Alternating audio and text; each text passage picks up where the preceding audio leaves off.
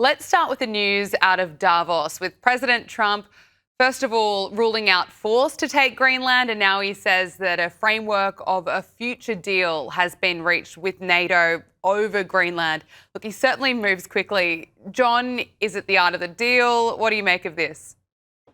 Well, first of all, Gabriella, there was never any possibility of our invading Greenland, just like there was never any possibility of our annexing Canada. I don't know why Trump likes to talk that way sometimes, but that was not in the cards.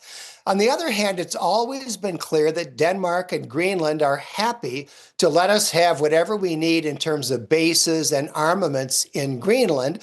They don't want Russian missiles passing overhead any more than we do. So this is all going to get worked out. I think at the end of the day, this is not going to be a big problem to solve. Josh, what are your thoughts? We also heard today from NATO Secretary General Mark Rutte saying that Donald Trump is right, and so are other world leaders, that more needs to be done to protect the Arctic. And I also want to get your thoughts on Donald Trump unleashing on Europe again when it comes to energy and immigration.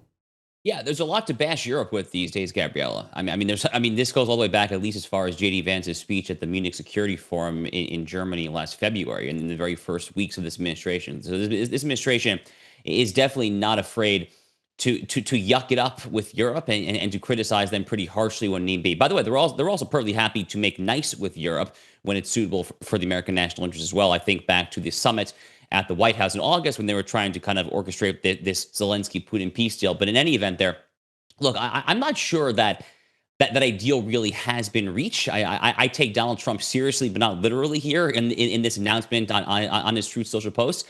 I think that there's probably been some positive discussions there. My best guess, Donald Trump pays very close attention to the stock market. He's known for watching the stocks very, very closely. I think that he was probably spooked a little bit by the mini crash that happened after the threat of tariffs against Denmark and perhaps the UK, France, various other Western European countries there.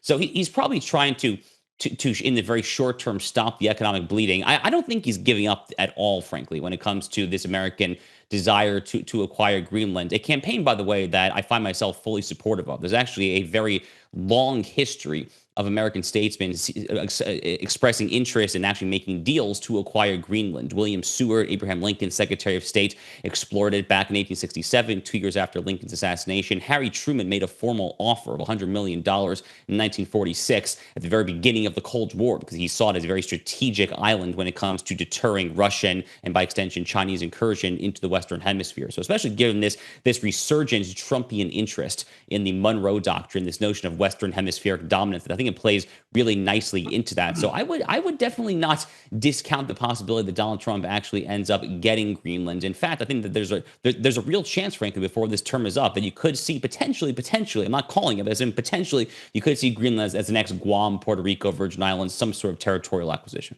John, what do you make of that?